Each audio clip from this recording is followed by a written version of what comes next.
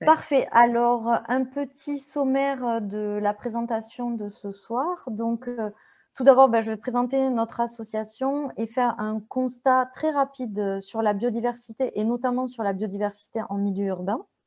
Et ensuite, on rentrera dans le vif du sujet avec comment éviter la fragmentation des habitats de la faune sauvage par vos aménagements, un focus sur la route, les clôtures et les vitres. Et comme vous pouvez voir en vert, en fait, les temps d'échange auront lieu après chaque sous-partie, tout simplement pour éviter que je fasse un très long monologue et que vous perdiez le fil de vos questions.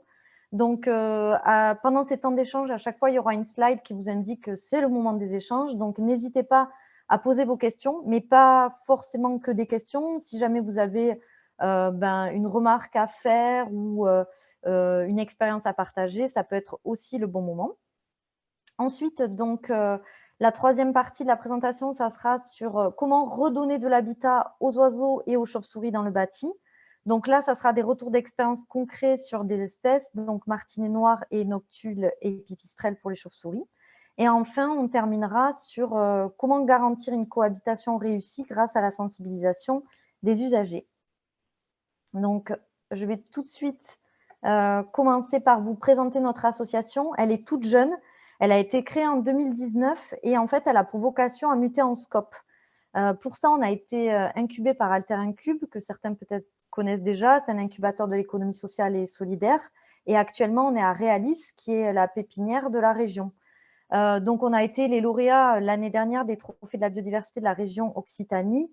Et nous, ce qui nous porte, notre cœur de métier, c'est vraiment la recherche et développement de solutions qui permettent de cohabiter avec la faune sauvage en milieu urbain. Et ces solutions, elles sont destinées avant tout aux aménageurs publics et privés.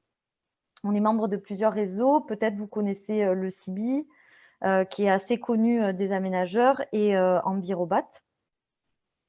Donc, donc c'est ma collègue Maëlle et moi-même, on n'est pas de formation écologue, on a un parcours un peu spécial, c'est-à-dire qu'à la base, on est des soigneuses pour la faune sauvage et on a travaillé pendant plus de 14 ans pour la LPO Hérault, notamment au centre de soins de Villeveyrac qu'on a créé et pour lequel on a travaillé après en tant que salarié pendant 7 ans.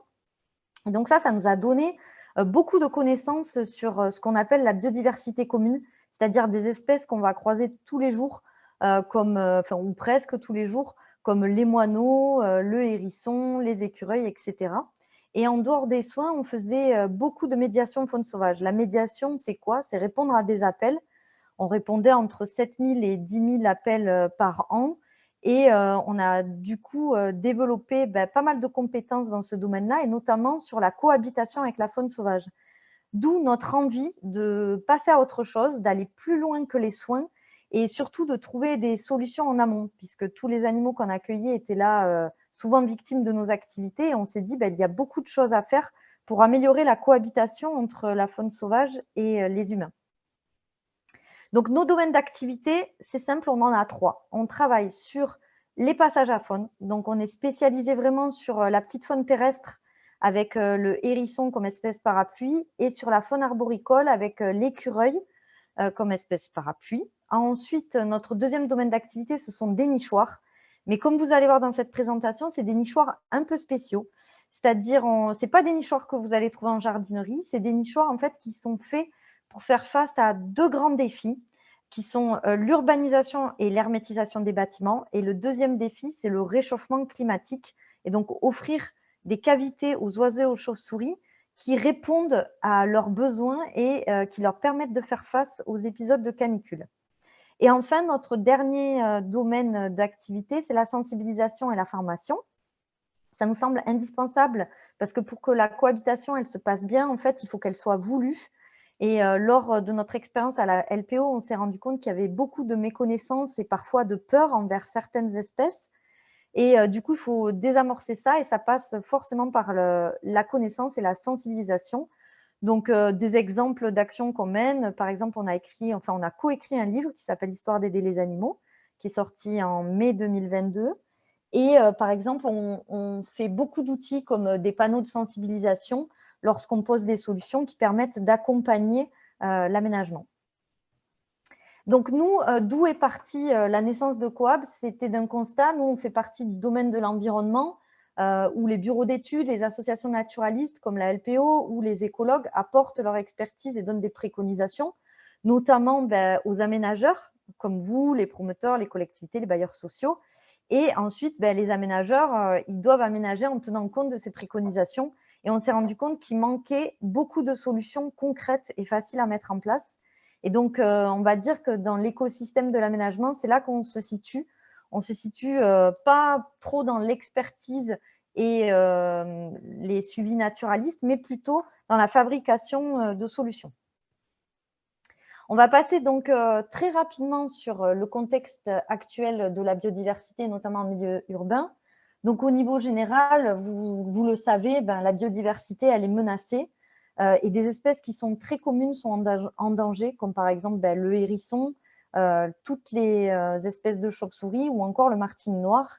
Et donc, il y a 5 causes majeures qui sont tout simplement leur perte d'habitat, due au changement d'usage des terres, mais aussi de la mer, l'exploitation des ressources naturelles et la surexploitation, je dirais, des ressources naturelles, le changement climatique et surtout la rapidité avec laquelle il s'opère, qui ne permet pas aux espèces de s'adapter, les pollutions en tout genre et la propagation d'espèces exotiques envahissantes qui sont liées au fait qu'on se déplace, nous, un petit peu partout, les humains, sur la surface de la Terre, et du coup, certaines espèces en profitent pour se déplacer avec nous et coloniser de nouveaux territoires, au détriment des espèces autochtones.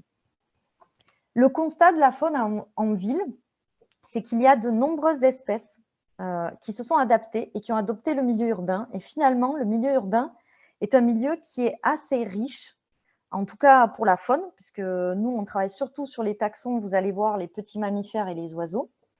Pourquoi ? Tout simplement parce que les villes, elles peuvent être très attractives, notamment parce qu'on y trouve facilement à manger, surtout dans les mangeoires, les mangeoires qui sont alimentés par les particuliers, mais aussi dans les parcs publics. Il y a moins de prédateurs et il y a moins de pesticides, notamment grâce aux politiques de zéro phyto. Mais aussi parce que c'est une question de survie, c'est-à-dire que les espèces, elles cherchent toujours à s'adapter. Et comme l'urbanisation, elle est galopante, du coup, ils s'adaptent aussi à ça et ils essaient de s'adapter à la vie en ville. Donc, malgré le fait que ce milieu puisse être attractif pour certaines espèces, la biodiversité, elle est aussi en déclin en ville. Et ça, c'est dû au fait que tout simplement, le renouvellement des populations, il n'est pas suffisant. Et c'est dû notamment à la fragmentation des habitats de la faune par nos infrastructures. C'est ce qu'on va voir ce soir, leur perte d'habitat de nidification, mais aussi de repos, nos activités et la rapidité avec laquelle tous ces changements s'opèrent qui ne permet pas aux espèces de s'adapter. Donc, pourquoi c'est intéressant et important d'intégrer la nature en ville? On peut encore se poser la question. Et une des principales raisons, c'est pour avoir une meilleure résilience face au changement climatique. On parle beaucoup en ville des effets d'îlots de chaleur et de la végétalisation. La faune en ville, ça fait partie aussi des solutions parce que c'est tout un écosystème qu'on reconstruit. Également pour la résilience alimentaire, puisque ça, vous le savez, de nombreuses espèces, que ce soit oiseaux, insectes, en fait, pollinisent les cultures et donc on a besoin d'eux pour produire notre alimentation. Et enfin, une cause sanitaire et sociale, c'est-à-dire que plus le milieu est biodiversifié, plus notre qualité de vie est également améliorée. Et enfin, il y a une deuxième raison, c'est tout simplement qu'on vit de plus en plus en ville. Les prévisions, c'est qu'en 2050, 75% des citoyens vivront en zone urbaine. Donc, il est urgent de recréer de nouvelles villes qui soient plus proches de la nature et donc d'y intégrer la faune. Mais ça demande de repenser la ville autrement, d'avoir de nouvelles façons d'aménager. Et ce qui est important de prendre en compte, c'est que la ville, elle peut être vue comme un écosystème et donc qui est vivant et il y a beaucoup de choses à prendre en cause. Et ça nécessite une approche qui est pluridisciplinaire et systémique et c'est là toute la complexité. C'est-à-dire que dans les projets urbains, du coup, on a plusieurs compétences qui vont venir se rajouter, comme un paysagiste, un écologue ou encore un psychologue social. Et donc, ça fait toujours plus de monde dans les projets, mais en même temps, c'est nécessaire pour que toutes les compétences soient réunies. Et donc, au niveau de l'écosystème, ce qui est important, c'est de recréer les différentes trames, qu'elles soient vertes, bleues, brunes ou noires. On va en voir quelques-unes ce soir. C'est également important d'intégrer le végétal parce que c'est la base du système de la chaîne alimentaire. Aussi, d'intégrer en fait les gens, la mobilisation citoyenne et de prendre en compte leur avis. Et également la faune, parce que la faune, par exemple, après la végétalisation, il peut y avoir plus d'insectes et du coup, la faune va permettre de réguler et d'équilibrer tout l'écosystème. Donc là, très rapidement, comment est-ce qu'on fait pour intégrer la biodiversité en ville aujourd'hui et quels sont les outils? Donc, il y a un cadre qui est théorique et un cadre pratique. Moi, je suis plutôt dans le cadre pratique parce que, comme je vous ai expliqué, nous, on recherche des solutions et on n'est pas dans l'expertise ou l'application des réglementations. Mais très rapidement, dans le cadre théorique, il y a des réglementations comme la séquence ERC, éviter, réduire, compenser, vous connaissez peut-être. Des réglementations sur la protection des espèces, puisque la plupart des espèces, même toutes les espèces dont on va parler ce soir, sont protégées. Et donc, sur ce statut-là, en fait, on n'a pas le droit de détruire leur habitat non plus ou de le dégrader. Des politiques publiques, donc des politiques publiques qui sont souvent des avis ou consultations, mais qui n'ont pas forcément de portée réglementaire. Et enfin, les préconisations des écologues et des bureaux d'études. En pratique, il y a des solutions concrètes, comme les passages à faune, les nichoirs ou d'autres, les écoponts, etc. Et il y a les expertises que vous allez retrouver auprès des écologues et des BE, mais aussi qu'on retrouve de plus en plus dans les projets d'aménagement avec des labels que vous connaissez peut-être. Et donc ça, c'est tous les outils qui peuvent être mis au service donc, des aménagements urbains. Est-ce que pour cette première partie, il y a des questions? Je suis à votre écoute.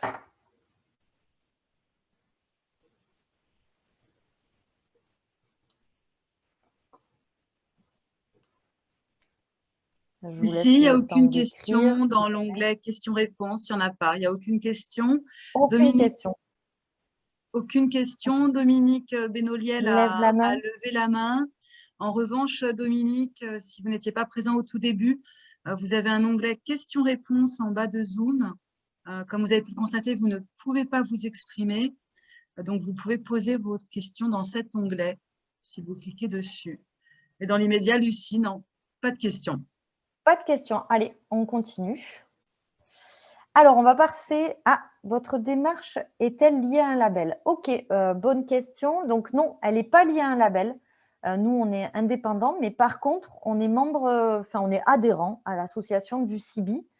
Et donc, du coup, on n'intervient pas dans le cadre du label, mais par exemple, on participe à des temps d'échange. Actuellement, par exemple, on travaille dans un groupe de travail qui réfléchit sur comment éviter que le bâtiment représente un piège pour la faune.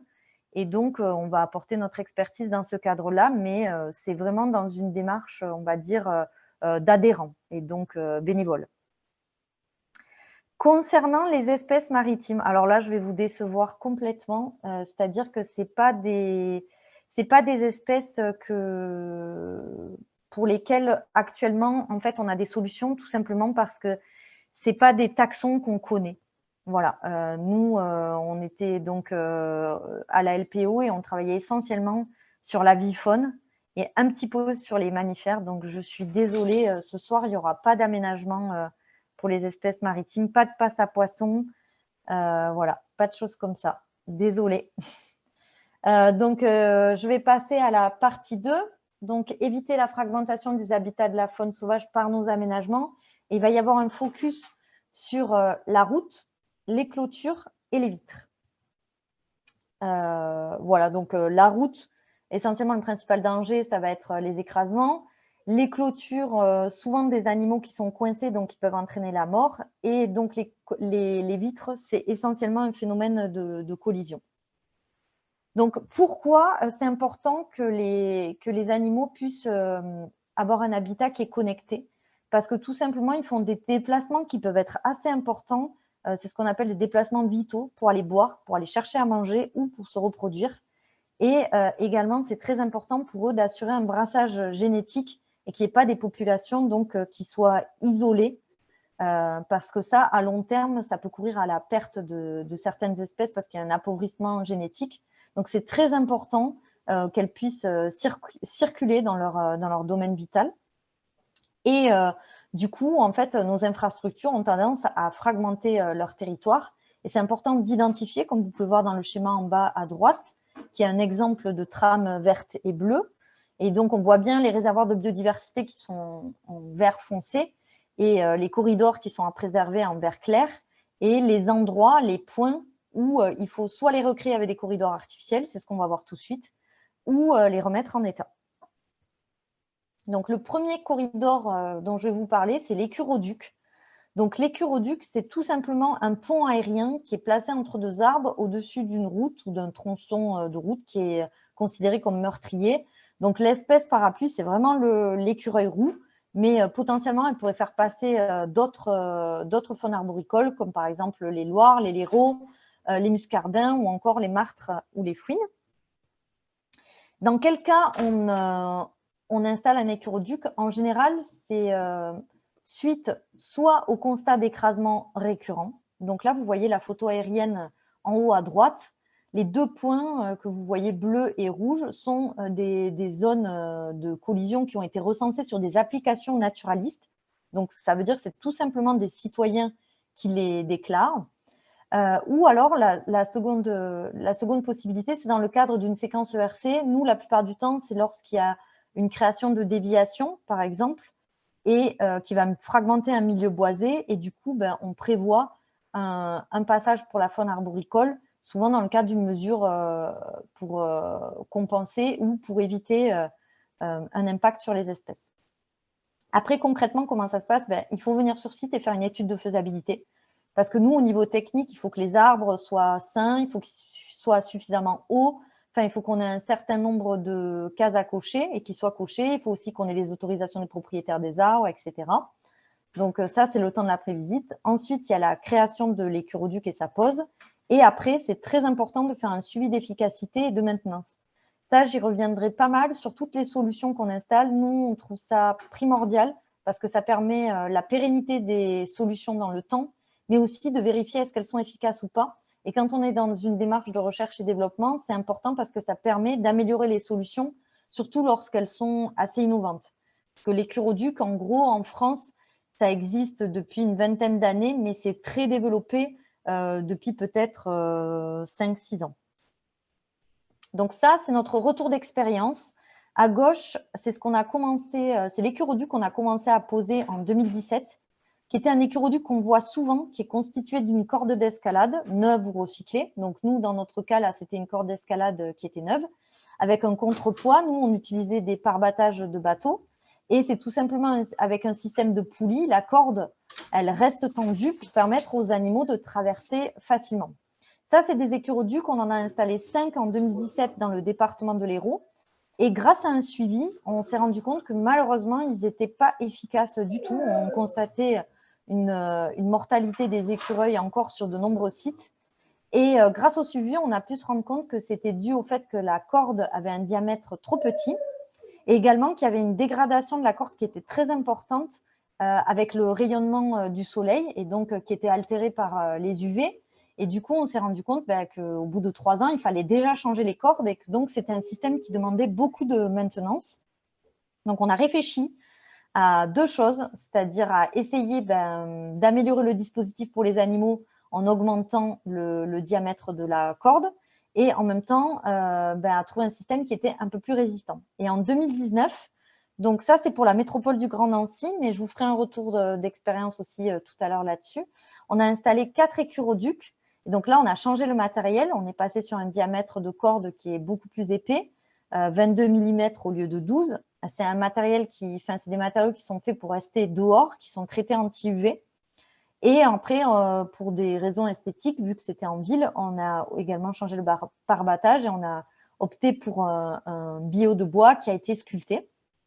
Mais on avait encore une contrainte, c'était ce contrepoids qui est très lourd. Et dans le cas de Nancy, il n'y a pas des épisodes de vent très forts, mais nous, dans l'Hérault, on en a beaucoup. et le parbattage, il avait tendance à venir penduler et heurter le tronc. Donc, d'un point de vue sécurité, c'était un peu limite. Donc, on a décidé en 2021, avec le département de l'Hérault qui nous suit, d'innover et de créer un écuroduc qui est élastique. Donc là, comme vous pouvez voir sur le dessin, il n'y a plus du tout de parbattage et on a augmenté encore le diamètre de la corde. On est passé sur 33 donc ça facilite le passage des animaux. Il est toujours traité anti-UV et fait pour rester en extérieur et donc il a moins de contraintes sur les arbres il améliore aussi la sécurité routière et c'est un dispositif qui s'est avéré être beaucoup plus efficace. Quelques exemples donc de nos écuroducs posés à Cajarc dans le Lot, dans l'Aude en 2021. Et plus récemment à Bessan, avec, vous voyez le panneau qui est mis en place par le service des routes. Alors ça, c'est peut-être des aménagements, les écuroducs, vu que vous êtes nombreux à être architectes, que peut-être à l'échelle d'un quartier, vous pourrez avoir l'occasion. Mais sinon, c'est vrai que c'est plutôt les services des routes, parce qu'on travaille beaucoup sur les départementales. Donc, c'est pour ça que j'ai choisi de vous faire un retour d'expérience sur la ville de Nancy et Vendeuvre-les-Nancy, où nous avons installé 4 écuroducs. Parce que là, c'était des écuroducs urbains gérés par la métropole. Donc, sur la photo aérienne à gauche, en haut à gauche, vous voyez bien qu'on a une continuité boisée qui est fragmentée par 2 routes et avec des zones de collision, c'est les points rouges. Et donc, c'est des endroits où on a équipé avec des écuroducs. Et donc, il y a un suivi qui est plutôt positif. Comme vous pouvez voir en bas à gauche, on voit des pattes d'écureuil. Alors, les écureuils sont très vifs et ils ont tendance à déplacer les pièges photos, donc ce n'est pas toujours facile de les prendre en photo. Et c'est un exemple de pose d'écuroduc qui sert pour la faune, mais aussi aux habitants, puisqu'il y a toute une sensibilisation qui a été faite grâce à la pose de panneaux et aussi à la mobilisation citoyenne. C'est-à-dire que la métropole, elle a invité les habitants à recenser les écureuils écrasés, où traversent les écureuils, et à signaler si jamais ils voient un écureuil qui traverse sur l'écuroduc. Est-ce que vous avez des questions sur l'écuroduc? Non. Alors, ce type de dispositif, je ne l'ai sûrement pas dit, il est à 7 mètres de haut. Donc, les chats, en général, ils n'arrivent pas à grimper aussi haut. Et après, quand on est en milieu urbain comme à Nancy, ça pourrait. Mais quand on est sur des départementales, c'est très rare qu'il y ait des populations de chats.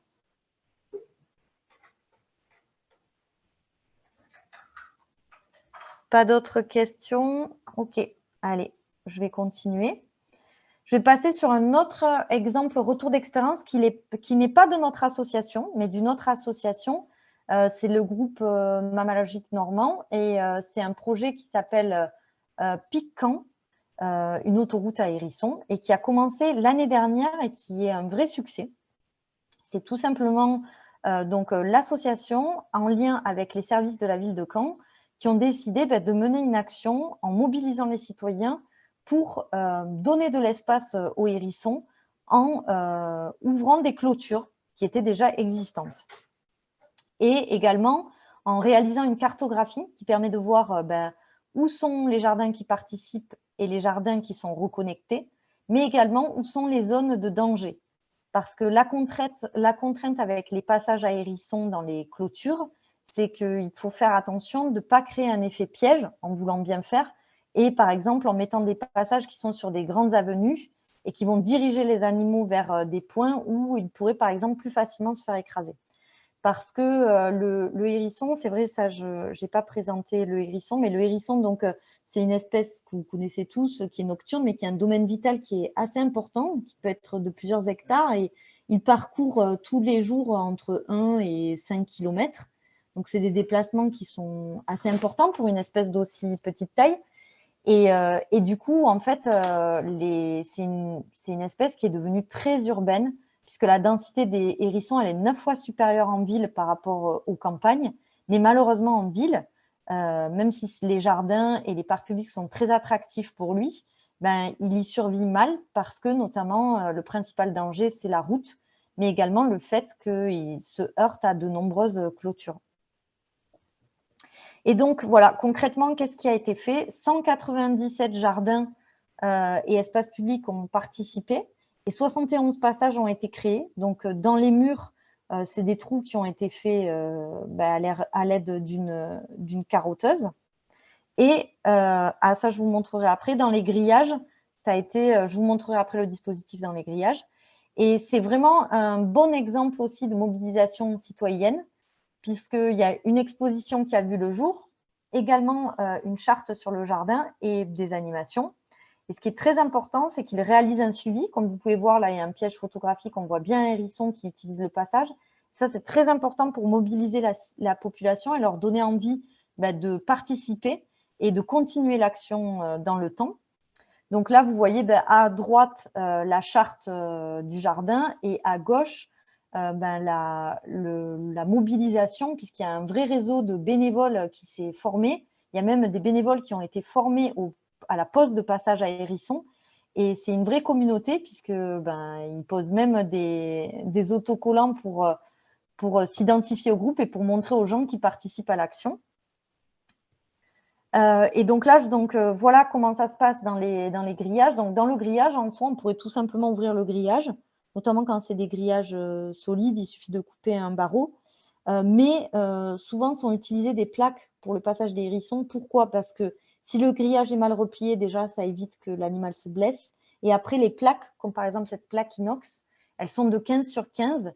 Elles sont spéciales pour les hérissons. Alors, un chat peut passer, mais il faut savoir que les chats passent partout. C'est-à-dire que les chats passent au-dessus des murs, au-dessus des clôtures. C'est très difficile d'entraver les mouvements du chat. Mais par contre, la plaque inox, elle permet, par exemple, qu'un chien n'agrandisse pas le trou, voilà, ou d'autres espèces. Et ça permet aussi de signaler et de montrer aux gens, donc de sensibiliser quand c'est, par exemple, dans un écoquartier ou dans un quartier en ville, qu'il y a des passages à hérissons qui ont été construits. Donc, nous, on a fini le prototypage là d'un parpaing qui va pouvoir être inséré dès la construction des murs. Et donc, il a été testé pour la résistance et tout ça. Et donc, c'est quelque chose qui va sûrement se développer dans les années à venir, de penser lors des constructions de résidences, par exemple, à laisser des passages pour la petite faune terrestre. Donc, les hérissons passent, mais tout ce qui est crapauds, reptiles, etc., peuvent l'utiliser aussi. Est-ce que vous avez des questions sur ce retour d'expérience sur les passages à hérissons ou sur le passage à hérissons en lui-même? Ok, pas de questions. Alors, on va continuer. Et donc là, on va passer donc… il manque une slide, c'est pas grave. Donc, on va passer donc dans la troisième partie qui est la prise en compte de l'avifaune et des chauves-souris dans le bâti. Donc là, on est vraiment sur le bâti. Et donc, une des fragmentations des habitats de la faune dans le bâti, c'est aussi le vert et la lumière. Donc, le vert, il y a 3 phénomènes qui peuvent faire que les oiseaux, en fait, viennent heurter la vitre. Donc, c'est un phénomène, celui-là, c'est le plus récurrent, c'est un phénomène de transparence. C'est tout simplement, en fait, l'oiseau, il voit le paysage à travers la vitre et il ne voit pas qu'il y a une vitre et donc il essaie de traverser. Ça, c'est la première cause de collision. La deuxième cause, c'est la réflexion. C'est tout simplement un effet miroir. Et du coup, il y a le paysage qui se reflète et donc l'oiseau, soit il essaie d'aller se poser ou il essaie d'aller vers ce paysage et du coup, il heurte la vitre. Ça, c'est un phénomène qui est plus difficile à éviter parce qu'il dépend notamment de l'ensoleillement, de la lumière. Donc, il peut être de l'ensoleillement, mais aussi de la lumière intérieure du bâtiment et donc de l'exposition de la vitre. Donc, c'est plus difficile lors de la construction de prendre en compte le phénomène de réflexion. Et enfin, il y a l'effet de lumière. Alors ça, c'est quelque chose… alors, à La Réunion, ça, vous devez être bien au courant parce que pour les espèces migratrices, notamment pour les puffins, ça a des conséquences importantes. C'est-à-dire que lors de leur migration, le fait qu'il y ait des bâtiments qui soient allumés ou les lumières en ville vont en fait faire que les oiseaux ont tendance à se perdre, surtout lorsqu'il y a des temps… lorsque la visibilité est réduite par le brouillard ou par le mauvais temps. Et donc, ça peut engendrer des collisions. Et par exemple, au Canada ou aux États-Unis, c'est un phénomène de mortalité qui est très important. Pendant les périodes de migration, ils peuvent avoir des centaines, des milliers d'oiseaux qui meurent et qu'ils retrouvent tous les matins au pied des immeubles. Là, vous avez quelques exemples. Donc, en bas, là, la grande photo à gauche, c'est un exemple de transparence. On voit bien que derrière, on voit la haie et donc le bâtiment est entièrement en verre. Donc, pour les oiseaux, là, ils vont vouloir traverser. En haut, à droite, vous voyez ça, c'est une configuration qui est très accidentogène, c'est-à-dire c'est les vitres dans les angles. Et on voit bien que c'est complètement transparent et les oiseaux vont avoir tendance à vouloir passer à cet endroit-là. Et en bas, vous voyez un exemple donc d'effet miroir et de réflexion avec un arbre qui se reflète comme s'il était là. Et donc, pour les oiseaux, c'est très, très trompeur. Les solutions, alors c'est vrai qu'on parle beaucoup de silhouettes à poser, mais ce n'est pas efficace. En gros, ce qu'il faut retenir, c'est que la couverture, elle doit être très, très importante. Et la règle, c'est il n'y a pas plus de la paume d'une main qui est vide. Voilà, donc sont souvent utilisées des trames de pointillés ou des lignes verticales ou horizontales. Donc, c'est forcément des solutions en fait, qui sont visibles à l'œil humain. Il y a des solutions aussi qui sont testées avec d'autres gammes dans les UV, etc., mais qui ne sont pas encore aujourd'hui réputées efficaces. Et donc, actuellement, la meilleure solution pour éviter les collisions reste que la vitre soit visible. Donc, d'un point de vue esthétique, ça, c'est pas forcément toujours évident à manier, mais on peut faire des choses quand même qui sont intéressantes et qui évitent aux oiseaux de se prendre les vitres. Donc, soit en posant, par exemple, des stickers, ou ça peut être aussi en ajoutant un élément structurel. À l'extérieur, ça va être un brise-vue, un bardage ou des stores. Et à l'intérieur, ça va être, par exemple, la pose d'un rideau.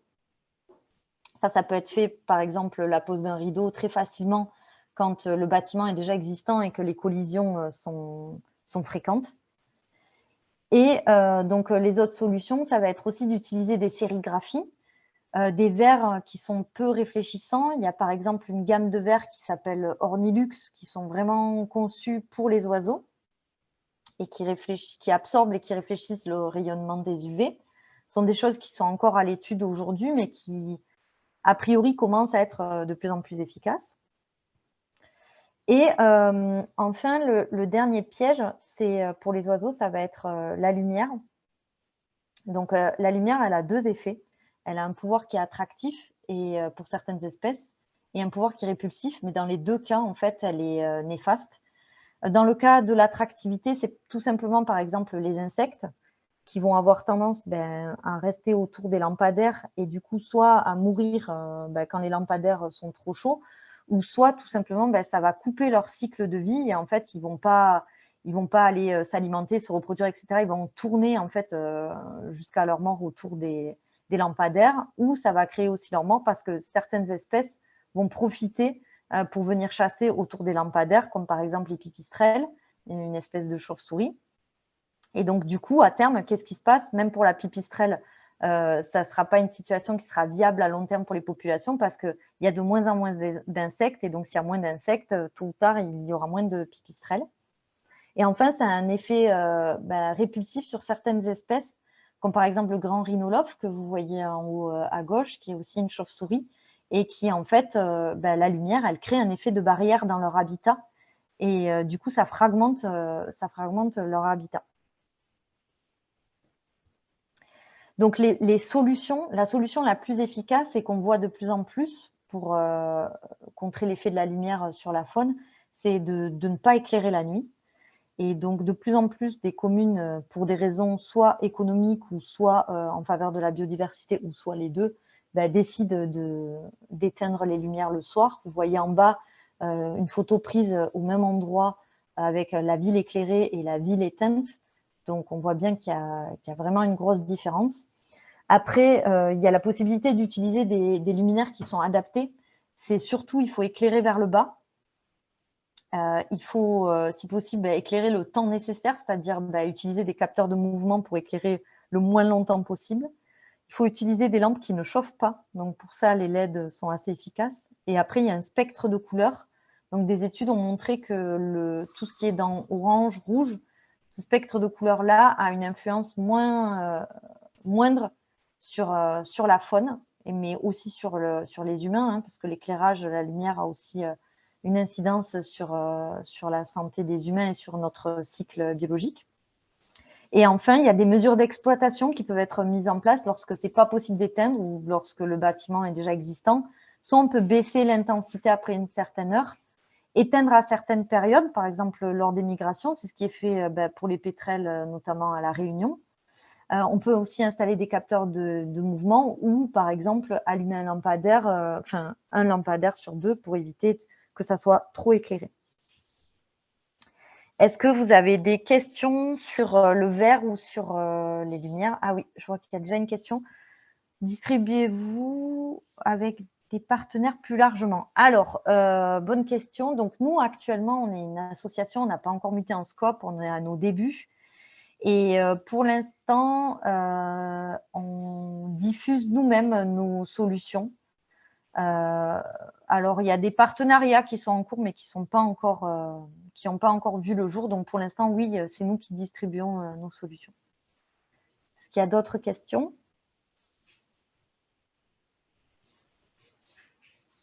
OK, alors on continue.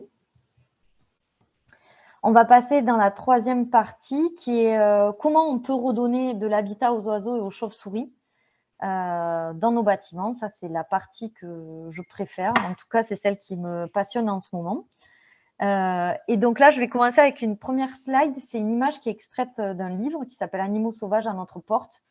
Et même si elle n'est pas très bien numérisée, elle est quand même super intéressante, je trouve, parce qu'on voit bien que le bâtiment peut être vu comme un écosystème qui est plutôt complet et qui héberge une faune et des taxons assez divers. Et en gros, sur le bâtiment, il y a des milieux qui sont complètement différents. Par exemple, la toiture, donc que ça soit un toit plat, végétalisé ou non, ou un toit traditionnel avec des combles, c'est un milieu qui va être plutôt sec et froid, en tout cas froid en hiver ou chaud en été, et qui va convenir à certaines espèces. Par exemple, pour les chauves-souris qui l'utilisent soit pour la période de mise bas, pour qu'il fasse chaud pour les petits, mais aussi pour la période hivernale dans certaines régions. Après, vous avez le corps du bâtiment, qui est un milieu qui va être plutôt tempéré et sec, qui va convenir à certaines espèces. Donc nous, par exemple, pour les oiseaux, on voit beaucoup en façade de bâtiment, c'est utiliser les cavités par exemple, les moineaux ou les rouge-queues, mais aussi les hirondelles de fenêtres qui, elles, bâtissent carrément leur nid dans les encadrements des fenêtres. Après, on va avoir un milieu, le garage ou la cave, qui va être plutôt humide et froid et qui va être utilisé par exemple les chauves-souris en période d'hibernation ou l'hirondelle rustique qui va utiliser les granges.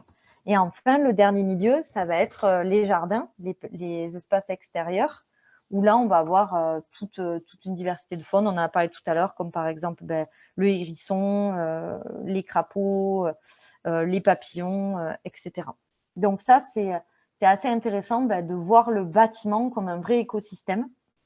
Et du coup, voilà les espèces principales pour lesquelles on travaille et qui sont inféodées au bâti ou disons qu'ils l'utilisent beaucoup et que vous connaissez peut-être. Donc, le moineau domestique, le martine noir, rouge-queue noir, les hirondelles de fenêtre, la mésange charbonnière, il y a aussi la mésange bleue. Pour les chauves-souris, toutes les pipistrelles et notamment chez nous, les pipistrelles communes et pygmées, la huppe faciée ou encore le faucon cresserelle, mais ça, c'est qu'un échantillon. Il y en a bien d'autres qui utilisent le bâti. Et donc, les bâtiments anciens, en fait, certaines espèces, elles se sont spécialisées, soit nichées sous les tuiles, comme là, vous voyez en haut à gauche des martinets, à utiliser les cavités, comme ce moineau sous le scie au milieu, ou donc des cavités qui peuvent être naturelles dans des trous en pierre, ou par exemple, ça peut être aussi des trous de boulins qui étaient avant utilisés pour fixer les échafaudages que les oiseaux vont exploiter. Il y a aussi des espèces qui utilisent les fissures, ça, c'est plutôt les chauves-souris. Dans les monuments, on en retrouve aussi, comme les frais des clochers. Et enfin, sur les façades, ça, je vous en ai parlé aussi tout à l'heure, avec les hirondelles qui bâtissent leur nid carrément sur la façade, soit dans les encadrements des fenêtres, ou soit sous la toiture. Mais les bâtiments, actuellement, ils deviennent hermétiques, donc pour plusieurs raisons. C'est pour les économies d'énergie, vous le savez, donc on a tendance à fermer, mais aussi pour éviter la cohabitation avec certaines espèces. Par exemple, il y a des grilles ou des peignes anti-moineaux qui sont souvent placés sous les tuiles pour éviter qu'ils viennent et pour éviter, par exemple, qu'ils empêchent une bonne ventilation dans le bâtiment ou qu'ils se servent un peu de l'isolation pour faire leur nid. Enfin, voilà, donc ça, ce sont des dispositifs qui, du coup, engendrent une perte d'habitat pour les espèces. Donc, l'idée, ça peut être tout simplement de créer des situations de cohabitation où chacun a son espace en proposant des nichoirs. Donc, des nichoirs, nous, on travaille beaucoup, comme vous voyez à gauche, sur des nichoirs qui s'encastrent, soit à la construction, soit lorsqu'il y a une rénovation thermique avec pose d'isolation par l'extérieur. Ça, je vais y revenir, je vais faire un petit focus dessus. Ensuite, il y a la pose des nichoirs en façade. Là, vous voyez un exemple de gîte à chauve-souris et de nichoirs à martinet qui sont posés, mais attention, pour nous, c'est une solution qui est très utilisée actuellement et pour nous, elle a quand même des limites, notamment avec le réchauffement climatique et les épisodes de canicule qui sont de plus en plus tôt dans la saison de nidification des oiseaux. C'est-à-dire que les épisodes de canicule, ils sont souvent au mois de juin maintenant, à la période où les oiseaux ils sont encore au nid et vulnérables. Donc, du coup, ça peut créer, il faut faire attention de ne pas créer de trappe écologique ou d'effet piège en mettant des nichoirs qui, avec une hausse brutale de température, peuvent créer une situation de piège. Et enfin, on travaille sur d'autres nichoirs qui, eux, s'encastrent dans les bâtiments, mais après la construction. C'est un nichoir c'est une gamme de nichoirs qui est en cours de prototypage. Ils sont cylindriques et en fait, grâce à une carotteuse en 200 mm, on vient perforer le trou et donc après insérer le nichoir. Là, je n'aurai pas de retour d'expérience pour l'instant sur ces nichoirs-là à vous présenter. Donc là, par exemple, ça, c'est nos nichoirs que nous, on propose actuellement. On a une gamme en bois et une gamme en briques. Donc la gamme en briques, on travaille avec, notamment avec le fabricant Bouillet-Leroux qui a fait toutes les tests de résistance, etc. Et qui, c'est tout simplement une brique traditionnelle qui est remplacée par une brique nichoir. Et ça va être des briques qui vont être plutôt installées en haut, au faîtage, près je crois que ça s'appelle des chéneaux ou poutrelles de soutènement. Excusez-moi si je me trompe de terme. Et après, à gauche, donc il y a une gamme en bois qu'on utilise très facilement dans les ossatures, les bâtiments ossature bois ou avec un châssis, quand par exemple il y a une banche béton et qu'on va venir faire une réservation avec le châssis en acier. Donc vous allez sûrement c'est souvent la question que nous posent les aménageurs, mais est-ce que l'encastrement dans le bâtiment ne va pas créer des déperditions thermiques ou des points de rosée? Oui, mais c'est négligeable. Il y a une étude qui a été faite et qui est téléchargeable. Il y a le lien sur notre site internet. J'ai aussi mis le lien en fin de PowerPoint que vous pouvez récupérer ou sur le site de l'association des chiroptérologues en Lorraine. Et donc, en fait, ça a montré que lorsque la surface des nichoirs, elle ne dépasse pas plus de 5% de la surface du bâtiment, les pertes thermiques, elles sont négligeables et inférieures à 1%. Donc, elles rentrent tout à fait dans les normes. Et après, il y a une technique pour éviter les points de rosée et les déperditions. C'est conseillé de mettre un super isolant derrière le nichoir. Alors après, un petit cas spécial pour les hirondelles, où là, c'est plus compliqué parce que les hirondelles, donc la problématique, c'est souvent, vu qu'elles ne sont pas dans les cavités, mais elles construisent sur la façade. Donc, c'est encore une autre façon d'habiter le bâtiment. Et la problématique avec les hirondelles, c'est notamment lorsqu'il y a des ravalements de façade ou des rénovations thermiques avec pose d'isolation par l'extérieur. Et donc, comme je vous l'ai dit tout à l'heure, normalement, c'est interdit de détruire les nids vu que c'est une espèce protégée, mais il y a des dérogations qui peuvent être demandées auprès des DREAL. Et du coup, après, il faut remplacer les nids. Donc là, il faut poser des nids artificiels. Et se pose aussi beaucoup de questions sur les fientes parce que autant certaines espèces ne font pas de fientes ou alors les parents transportent les fientes des petits plus loin, autant il y a d'autres espèces comme par exemple l'hirondelle, où il peut y avoir pas mal de salissures en aplomb des nids. Et en plus, comme elle niche en colonie, il y a toujours plusieurs nids. Et donc là, vous voyez sur la photo de droite, par exemple, une planchette qui a été posée pour récupérer les fientes et éviter qu'il y ait des nuisances à l'aplomb de la fenêtre. Un retour d'expérience aussi qui me semble intéressant par la ville de Toulon qui travaille sur le martinet noir. Donc le martinet noir, très rapidement, pour vous présenter cette espèce qui est très particulière, c'est une espèce qui est migratrice. Nous, on la retrouve chez nous du printemps, donc en général, il arrive en en avril jusqu'à fin août, et qui est vraiment très inféodé au bâti. Et actuellement, en Europe, il niche pratiquement que dans les bâtiments à 5 mètres de haut, et il utilise, comme vous avez vu tout à l'heure, toutes les cavités qu'il peut trouver, notamment sous les tuiles, mais aussi les trous de boulins. Et donc, c'est une espèce qui est en fort déclin actuellement, moins 47% en 10 ans. Et ça, c'est dû notamment au fait que notre habitat et notre façon de construire est en train de changer. Et du coup, il y a une grosse perte de cavité pour cette espèce. Et donc, la ville de Toulon, depuis 3 ans, elle mène un projet sur les martinets en coordination avec la LPO PACA, donc de Provence-Alpes-Côte d'Azur.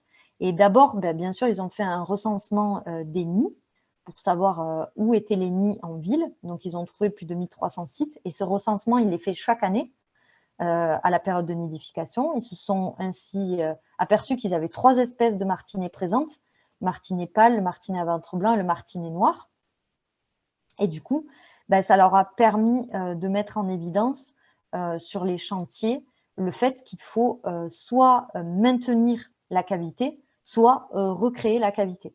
Et donc, au total, ça a été 160 nichoirs qui ont été posés en façade. Vous voyez en haut un exemple de nichoir posé en façade. Donc, pour les martinets, c'est comme pour les hirondelles, ils aiment nicher en colonie. Donc, en général, on met plusieurs chambres de nidification. Là, il y en a 3. Et c'est une espèce aussi qui est fidèle, qui revient à son site de nidification.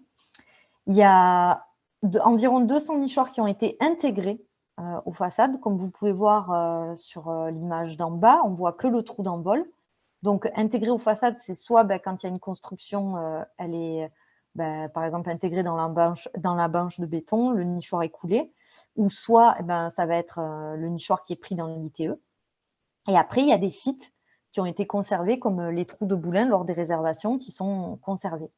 Et là, vous avez par exemple un exemple lorsqu'il y a des travaux et qu'il y a des échafaudages. Toutes les petites boîtes en bois que vous voyez, c'est des nichoirs à martinets. C'est-à-dire que l'effort, il est aussi fait en phase chantier, où les sites sont maintenus pour les oiseaux. Et les oiseaux utilisent, même si c'est sur des échafaudages et qu'il peut y avoir du passage, les oiseaux, ils utilisent les nichoirs. Et prochainement, pour ceux que ça intéresse, il va y avoir une rencontre à Toulon où justement, sur une journée technique, ils vont faire un retour d'expérience sur ces 3 années en faveur du martinet et donc de l'urbanisation. Donc ça, je pense que vous trouvez les renseignements sur le site de la ville de Toulon ou de la LPO PACA. Ça, c'est un exemple, un retour d'expérience de Coab, de notre association. C'était notre premier chantier nichoir à encastrer. C'est chez un particulier. Donc, c'est une maison en ossature bois et isolation paille. Et donc, il y a un nichoir qui a été intégré dans un des murs de la casquette. Et comme vous pouvez voir, il a été intégré donc en 2021 et en 2022, il a été occupé. Donc, c'était plutôt une réussite. Et ça montre bien que encastrer un nichoir, ça permet aux espèces en fait de retrouver des conditions thermiques et d'humidité qui correspondent aux cavités des bâtiments et qui n'ont rien à voir avec des nichoirs qui se posent en façade où les températures et l'humidité ne vont pas être les mêmes. Un autre exemple de retour d'expérience, c'est Laurent Arthur, donc, qui est un spécialiste qui est un chiroptérologue, un spécialiste des chauves-souris du Muséum d'histoire naturelle de Bourges, mais qui est actuellement à la retraite depuis cette année et qui donc mène toujours ses actions avec Chauve qui peut. Et donc là, ça se passe dans le Cher et avec l'Office public de l'habitat, ils ont décidé que chaque fois qu'il y a une rénovation thermique avec pose d'ITE, ils encastrent des gîtes pour les chauves-souris. Donc là, vous voyez en haut à droite donc, le gîte qui est posé ici, avec l'isolation qui commence à être posée. Donc, on a bien l'isolation qui vient partout autour du gîte. Et contrairement au nichoir que vous avez vu tout à l'heure, le gîte à chauves-souris, il est entièrement encastré. Il n'y a que la fente d'envol qui est visible. Et parce qu'il n'y a pas besoin d'ouvrir le gîte. Voilà, il n'y a pas besoin de nettoyage, il n'y a pas besoin d'aller l'ouvrir, donc juste le trou d'envol. Et sur la photo à droite, bon, c'est zoomé, donc on a l'impression que c'est faux, mais c'est une vraie photo. Ils ont fait un suivi sur 2 ans et ils ont un retour d'expérience qui est très, très positif et un taux d'occupation qui est très fort des gîtes. Et donc, comme vous pouvez voir, là, il y a une chauve-souris qui était en train de rentrer au gîte. Et en fait, ils pensent que pour les chauves-souris, et non seulement le fait d'encastrer, ça recrée des conditions thermiques et d'humidité qui correspondent à l'espèce, mais en plus, il y a une question de résonance et d'écolocation que peut-être elles ne retrouvent pas dans les gîtes à poser. Mais ça, par contre, dans leur étude, ils n'ont pas encore pu prouver pourquoi, comment au niveau de l'écolocation, elles préféreraient ce type d'habitat. Et ça, c'est notre première pause de gîte à nous, voilà, à notre association Coab, qui s'est faite à Montpellier il y a quelques semaines. Et donc, c'est dans une ITE aussi. Donc là, vous voyez, le gîte, pareil, même fonctionnement. Donc, il est posé, puis il est entièrement pris dans l'isolation. Et au final, ça donne ça. Ça donne donc au-dessus. Donc, j'ai pas de photos sans l'échafaudage parce que l'échafaudage n'est pas encore enlevé. Et donc, vous voyez la fente d'envol en haut qui est très discrète. Voilà, qui est assez, enfin moi je trouve assez esthétique et donc qui va permettre de cohabiter avec les chauves-souris. Et là, cet habitat-là, c'est une maison de particulier, c'est pas chez un aménageur. On a d'autres projets avec des aménageurs, mais qui n'ont pas encore commencé. Est-ce que, ah oui, je vois qu'il y a déjà des questions. Avez-vous un retour sur la réussite de nichoirs pour des espèces différentes, chauves-souris?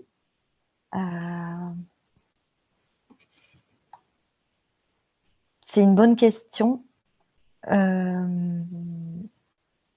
Multi-espèces,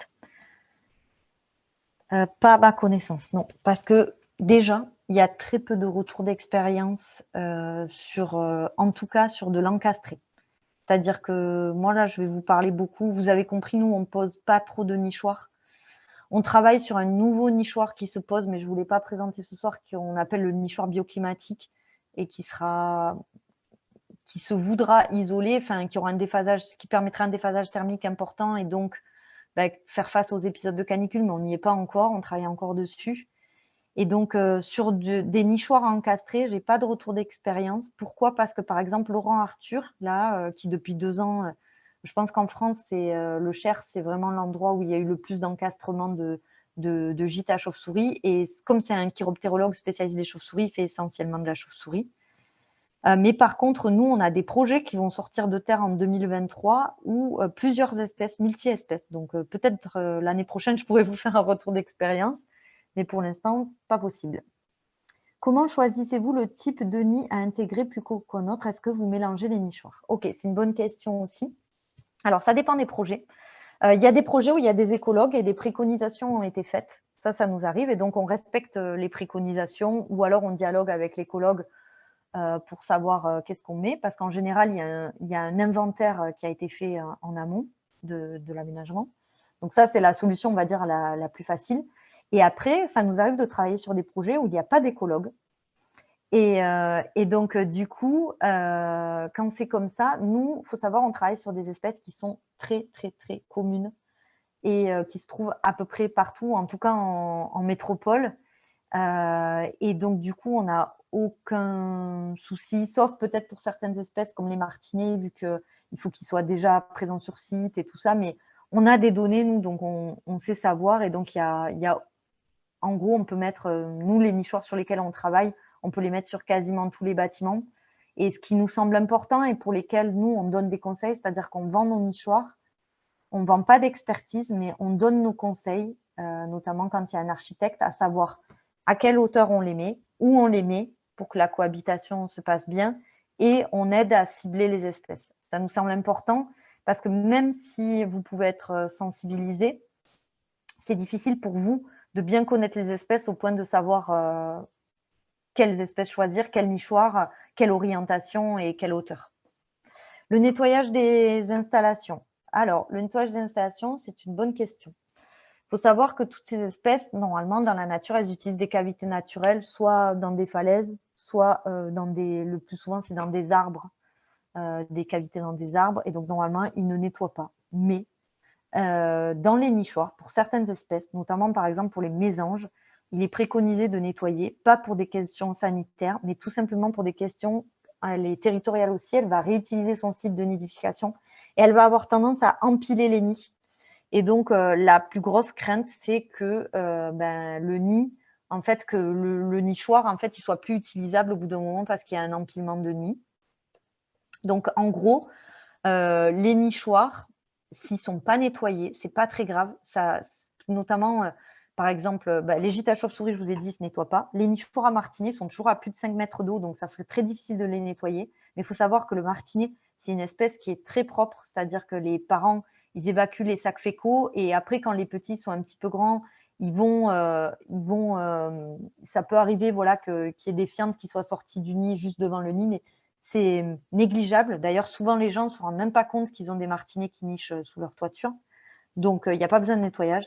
Et les nichoirs qui se nettoient, c'est les nichoirs que nous, on appelle pour les semi-cavicoles. Ça va être tout ce qui est rouge-queue et tout ça, les mésanges. Et eux, par exemple, c'est des nichoirs qui sont mis en général à 3 mètres de haut, donc qui sont atteignables. Et il faut les nettoyer si le site est occupé. Donc, il est préconisé d'enlever le nid, mais c'est plus pour des questions d'utilisation. Mais en soi, si ce n'est pas fait, c'est pas très grave. Et nous, on aime bien aussi quand même préconiser le nettoyage du nid parce que ça permet aussi de savoir est-ce qu'il y a eu une nidification ou pas. Et là, par exemple, dans le cas chez le particulier, c'est cet automne, quand il a voulu nettoyer le nichoir, qu'il a ouvert et qu'il nous a dit il y a un nid. Voilà. Bon, il s'en était aperçu qu'il y avait des oiseaux qui venaient parce que c'est en face de sa cuisine, mais parfois le nichoir n'est pas en vis-à-vis et les personnes ne voient pas s'il est occupé ou pas. Par exemple, les chauves-souris font beaucoup de déchets malodorants.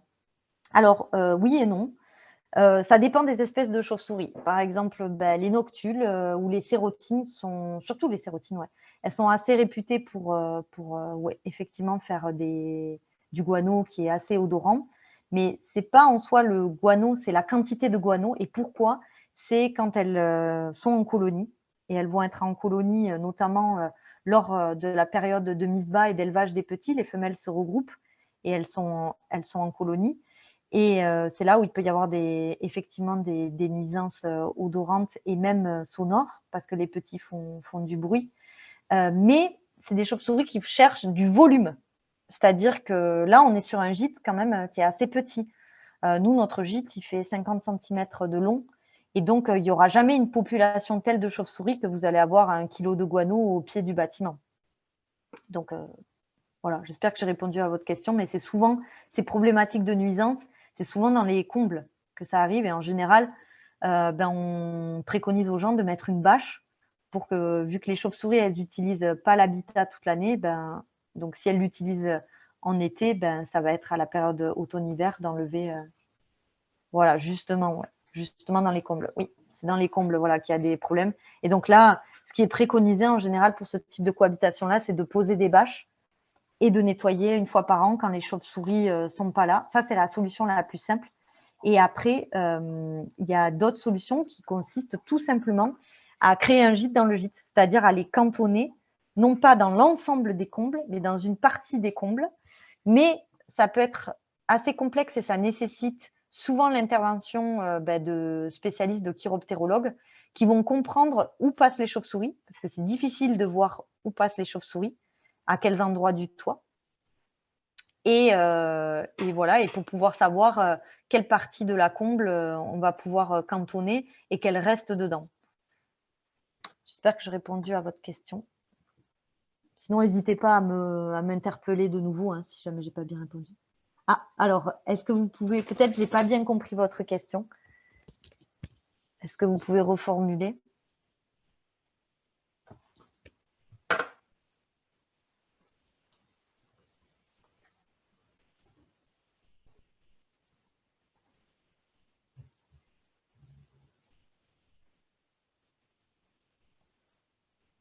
J'imagine que vous êtes en train de reformuler.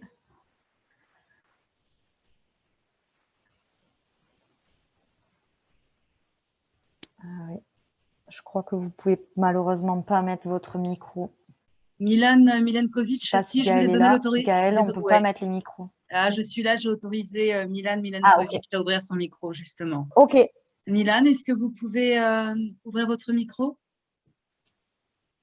En principe, le micro, vous pouvez l'ouvrir en bas à gauche. Il y a une croix rouge. Si vous cliquez sur cette croix rouge, en fait, votre micro devient vert et vous avez l'opportunité de parler. Vous m'entendez? Oui. Parfaitement bien. Oui.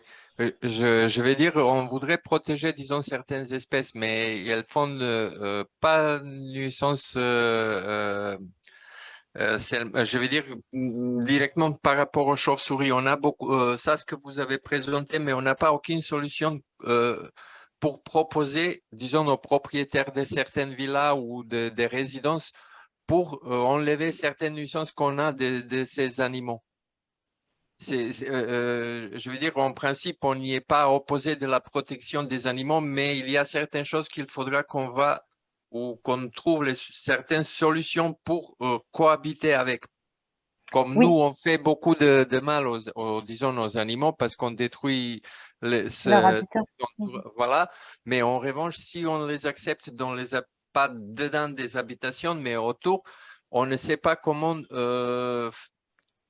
concrètement, avec les chauves-souris, ici où on est, il y a certains bâtiments où ils sont pas des colonies, mais c'est vraiment horrible, même à alentour quand vous passez. C'est pas malodorant, je veux dire, ça pue vraiment. Ça pue vraiment. Et Ah. donc, ça, c'est ces espaces où il y a beaucoup de guano, parce qu'il faut que je comprenne c'est quelles espèces de chauves-souris. Là, vous dites c'est dans les combles, c'est ça? Oui, dans les combles, en principe, C'est ils dans le se bâtiment. cachent oui, ils Alors rentrent, disons, il y a pour moi, certaines qu'on ne rentre pas.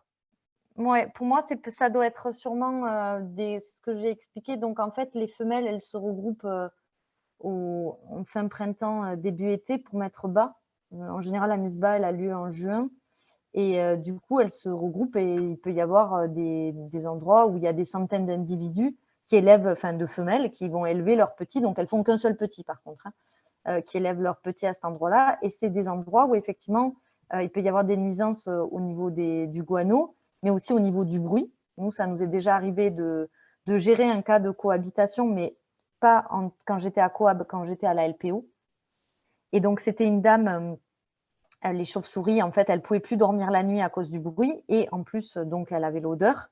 Et d'année en année, c'était de pire en pire. Parce que, par contre, c'était très saisonnier. C'est-à-dire que c'était les chauves-souris, elles arrivaient à la fin du printemps et ça durait jusqu'à août. Et en août, après, c'était terminé, elle n'avait plus de nuisance.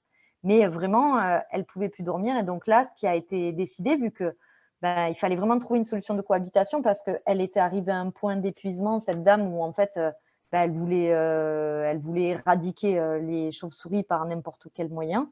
Et donc là, ce qui a été décidé, mais ça a demandé un aménagement qui était assez coûteux, hein, en fait, par rapport à la configuration de la maison, nous, on est venu en tant que spécialiste pour voir, c'est ce que j'ai expliqué, c'est-à-dire il faut savoir où passent les chauves-souris. Donc ça veut dire on a fait des suivis nocturnes, ça s'appelle un suivi de gîte pour voir où est-ce qu'elles sortent. Et une fois qu'on a identifié leur passage, et qu'on a vu où est-ce qu'elles étaient principalement, on a en fait recréé un habitat à l'extérieur, c'est-à-dire la toiture, en fait, c'est comme si on a fait une avancée, d'ailleurs, que cette dame utilise maintenant comme terrasse d'été couverte. Et en fait, c'est comme si on avait recréé un bout de maison, mais que le haut, que le toit, vous voyez. Je ne sais pas si je m'exprime bien. Malheureusement, je n'ai pas eu le temps de préparer ça, donc je n'ai pas de photo à vous montrer. Et donc là, et après, ça a pris plusieurs années. Ça a pris 2 ans avant que les chauves-souris quittent vraiment l'endroit, qu'on puisse reboucher les trous et qu'elles restent vraiment dans cet endroit-là. Donc ça, c'est des cas, par exemple, quand vous avez des problèmes de cohabitation dans des combles, je ne peux pas vous apporter une solution clé en main, comme par exemple un gîte. C'est des situations qui sont très complexes et qui nécessitent forcément de travailler en coopération avec un chiroptérologue qui est soit dans une association, soit un bureau d'études ou un écologue, voilà. Mais c'est au cas par cas, là. J'espère que j'ai mieux répondu à votre question.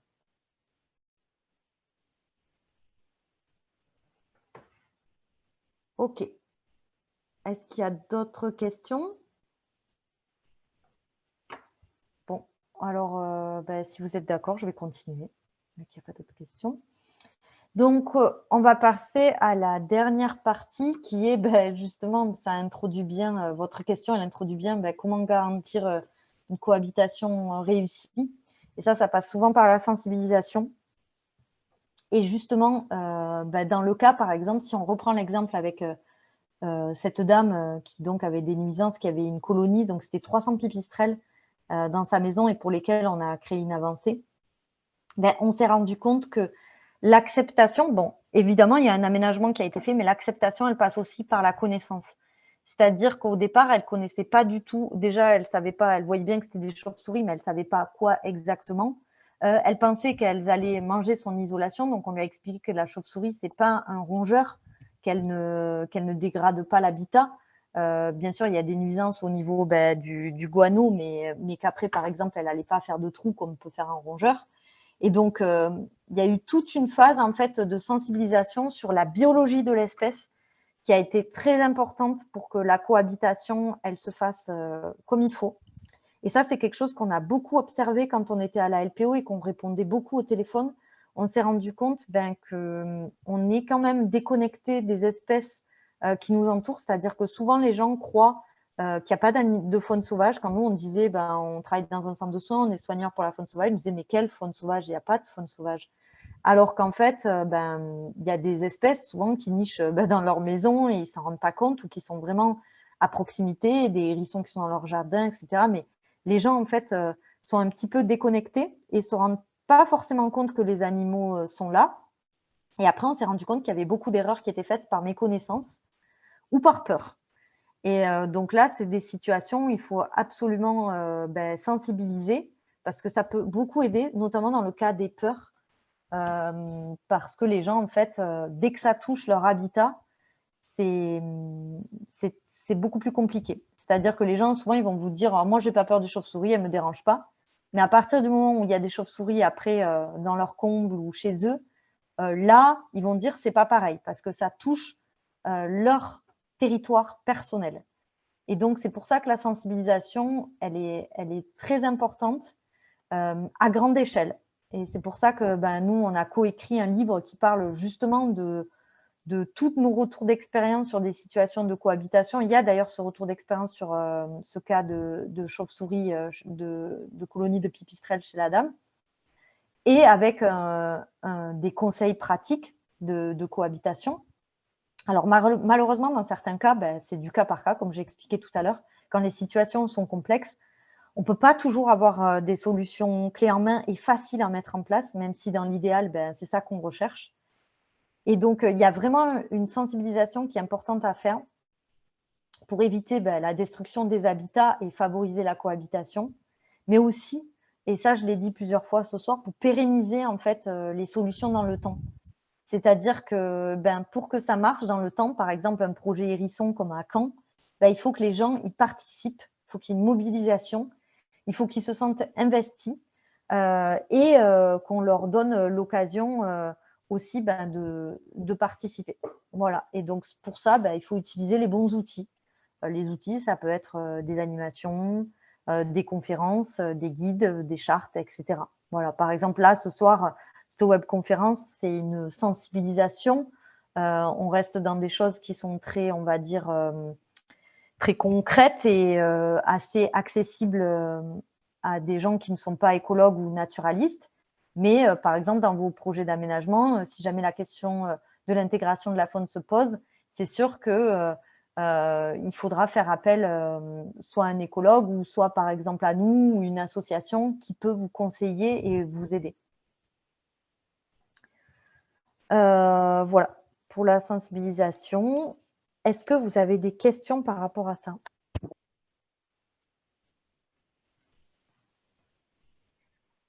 Non. Ok, pas de questions. Ah, pourquoi quitter le statut d'association? Pourquoi? Ça, c'est une bonne question aussi. Pourquoi? Parce qu'en fait, on ne porte pas de projet associatif.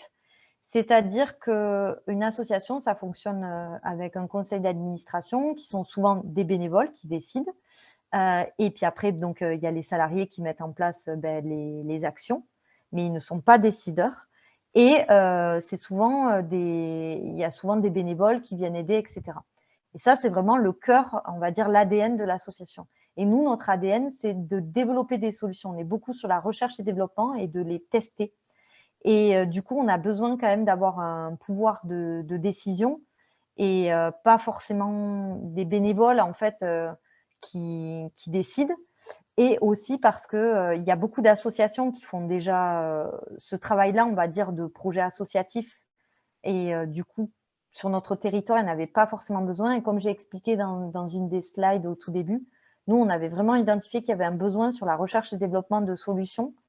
Et c'est vraiment ce créneau-là qu'on voudrait prendre. Et par contre, on a décidé on a choisi un statut de scope, bon, qu'on n'a pas encore, mais qu'on espère avoir, qui reste dans l'économie sociale et solidaire, parce qu'on porte vraiment un projet à impact et pas, notre but n'est pas de nourrir des capitaux, mais bien d'avoir un impact positif pour la société et pour la biodiversité.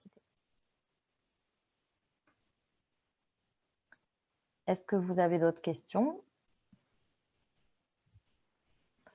Alors, je vais en profiter pour terminer. Je ne sais pas si peut-être ça, après, Gaëlle peut-être pourra vous le diffuser ou pas. Ça, c'est des exemples de lectures qui peuvent vous inspirer ou vous aider, qui sont plus ou moins techniques.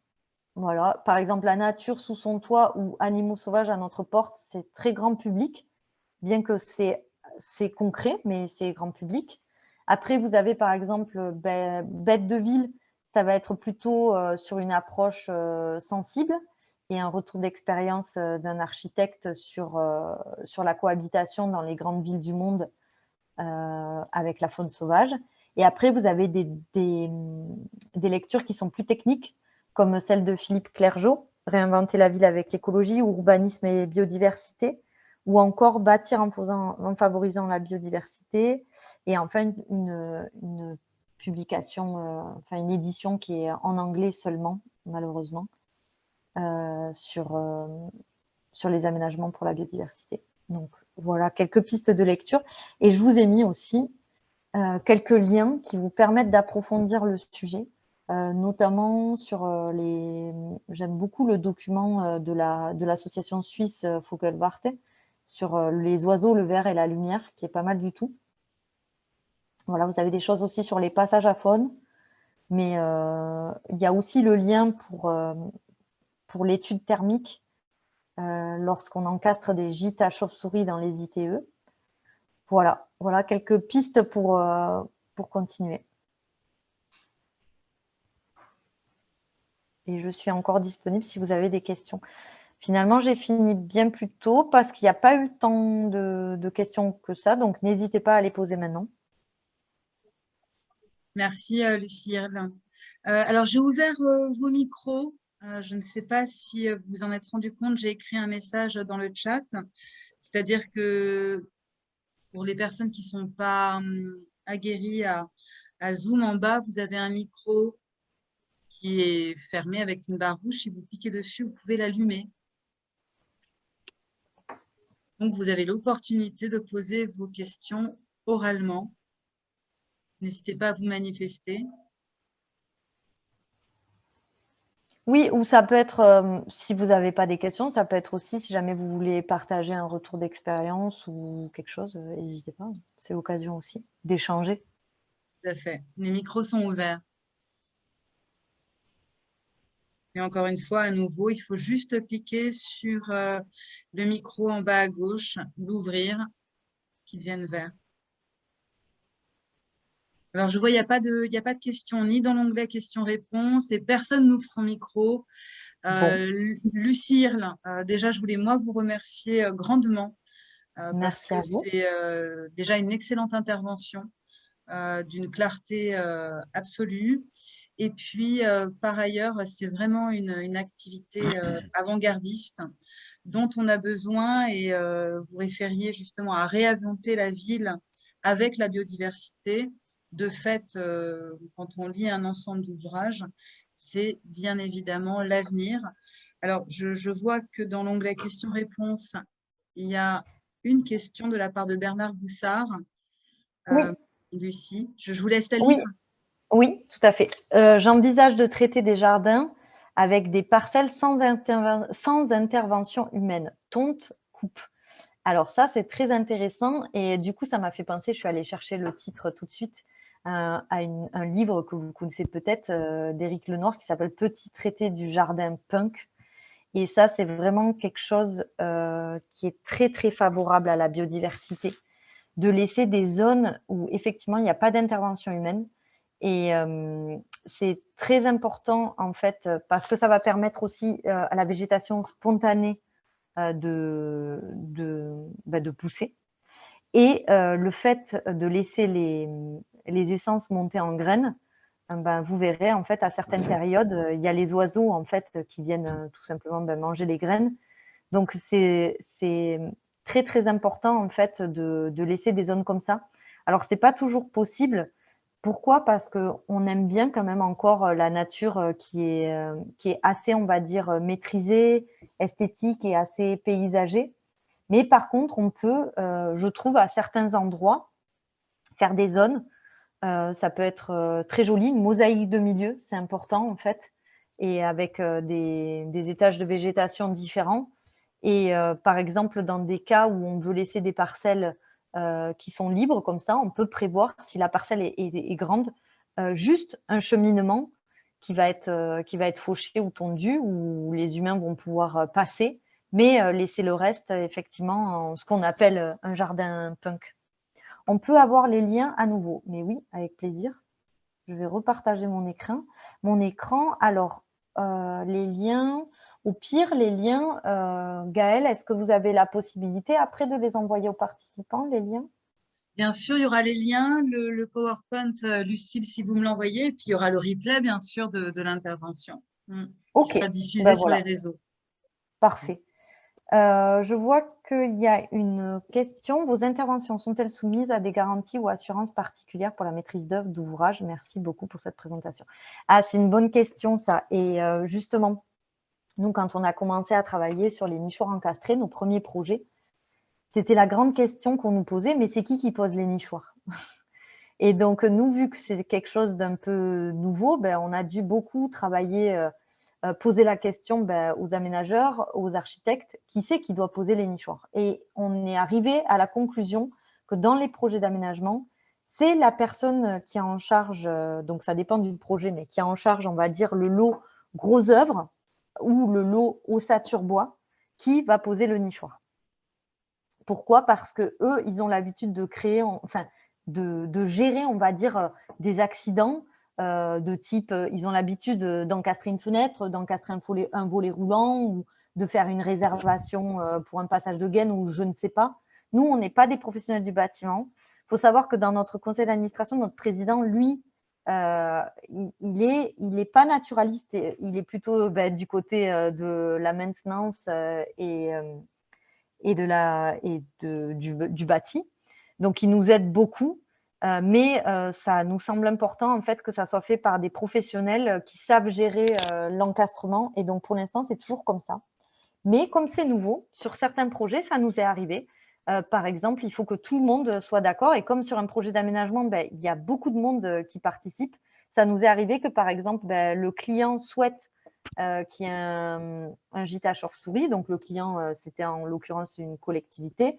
L'architecte aussi est tout à fait favorable. Et puis après, par exemple, la personne qui a le gros œuvre, elle dit oui, mais ça va engager ma garantie décennale et j'ai jamais fait ça et j'ai pas, voilà, et qui ne souhaite pas.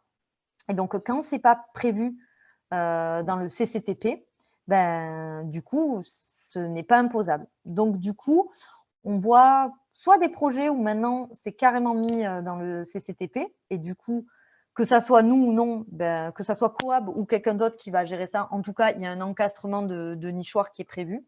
Soit, sinon, si ce n'est pas prévu en amont du projet, il faut que tout le monde soit d'accord. Et en général, nous, on a créé des fiches de pause avec des conseils de pause. Et en général, on est toujours en lien Nous, on ne se déplace pas sur les chantiers, sauf si c'est demandé, mais pour éviter un surcoût, on ne se déplace pas, on fait tout à distance. Mais s'il y a besoin, on est en contact avec les personnes qui vont gérer l'encastrement pour discuter de comment ça va être fait, etc. Mais en général, après mise au point et discussion, ça leur semble pas, c'est pas difficile pour eux d'encastrer un gîte ou un nichoir. Les plans des lots comprennent des nichoirs ou des réservations. Alors, quand c'est dans le CCTP, les lots, ils comprennent les nichoirs. Alors, on a vu 2 cas de figure. Soit il y a un lot biodiversité qui est créé, un lot carrément pour les nichoirs, où il y a d'autres entreprises ou associations que nous qui peuvent répondre. Mais dans ce lot-là, c'est juste la fourniture qui est prévue.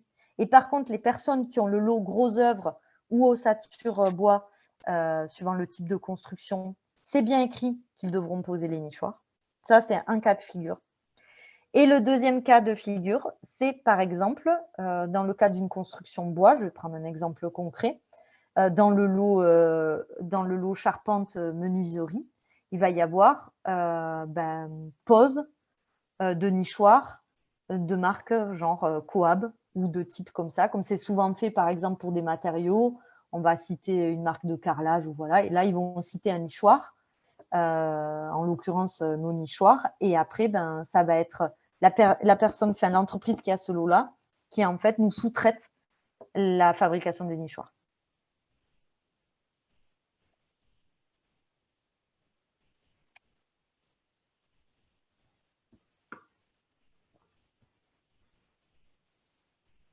Alors, Lucie, j'ai l'impression qu'il n'y a plus de questions dans l'onglet questions-réponses. N'oubliez pas que j'ai ouvert vos micros, donc vous avez aussi la possibilité, en ouvrant votre micro, de poser directement votre question à Lucie et donc d'en profiter de son expertise, hein, bien sûr, et de ses retours d'expérience. Et comme le disait Lucie, si vous avez vous-même des retours d'expérience à exposer, n'hésitez pas à le faire. Ouais, ça peut être intéressant. Je dirais aussi, la présentation que j'ai faite, c'est très général. Et la difficulté, c'était que c'est des choses en fait qui sont en train d'arriver, et notamment pour les nichoirs dans le bâti, c'est des choses qui arrivent petit à petit et que vous allez voir, je pense, de plus en plus. Mais pour l'instant, sauf si c'est dans le cadre d'une séquence ERC, c'est-à-dire par exemple, il y a une rénovation avec, on va prendre un exemple concret, poste d'isolation par l'extérieur, et en enlevant l'ancienne peau du bâtiment, admettons un bardage, paf, on s'est aperçu qu'il y avait des colonies de chauves-souris. Du coup, il va falloir recréer leur habitat. Donc ça, c'est sauf dans ce cas-là, mais sinon, c'est des choses qui sont nouvelles et qui arrivent. Et du coup, évidemment, j'ai dû oublier de vous dire plein de choses, parce que là, je vois bien que par rapport aux questions, c'est des questions, les dernières questions qui ont été posées très factuelles sur comment, en fait, comment ça se passe dans un projet d'architecture ou urbain, comment on fait pour intégrer des nichoirs. Et c'est vrai que je n'ai pas abordé ces questions-là. Je suis restée vraiment plutôt axée sur les solutions. Et donc, n'hésitez pas si vous avez des questions aussi de ce côté-là, parce que les projets immobiliers, vous le savez, c'est long. Et donc, du coup, ça fait pas longtemps qu'on existe. Donc, les projets pour lesquels on travaille déjà depuis 1 an, voire 2 ans, vont sortir de terre que maintenant, donc en 2023 ou 2024. Donc, je ne vous les ai pas présentés concrètement avec des photos, mais par contre, je peux vous répondre sur des questions de comment ça se passe avec les entreprises, où mettre le lot nichoir, etc.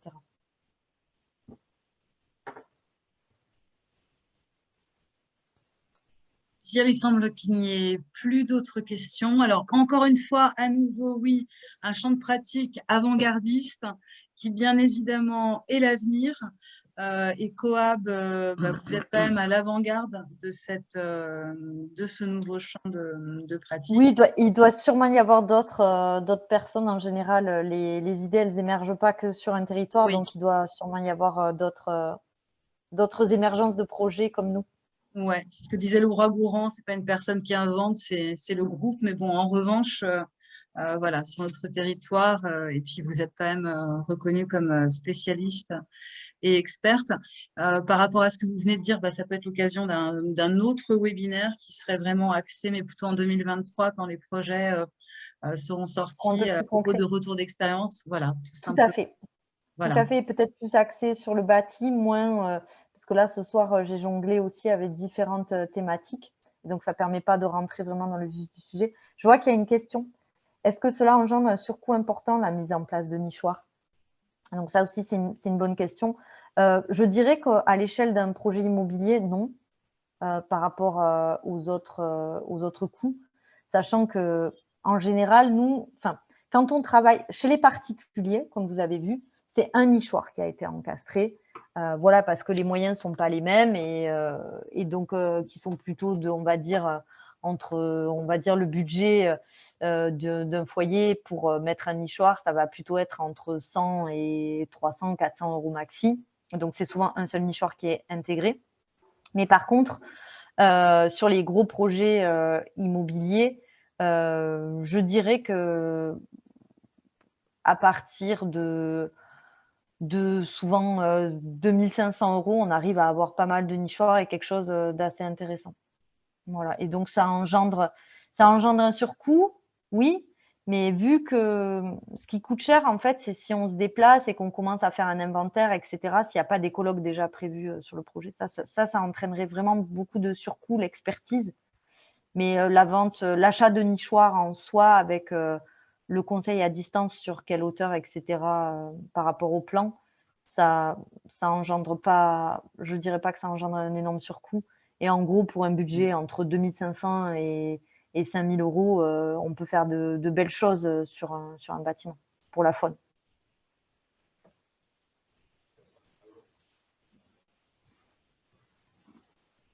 Pas d'autres questions?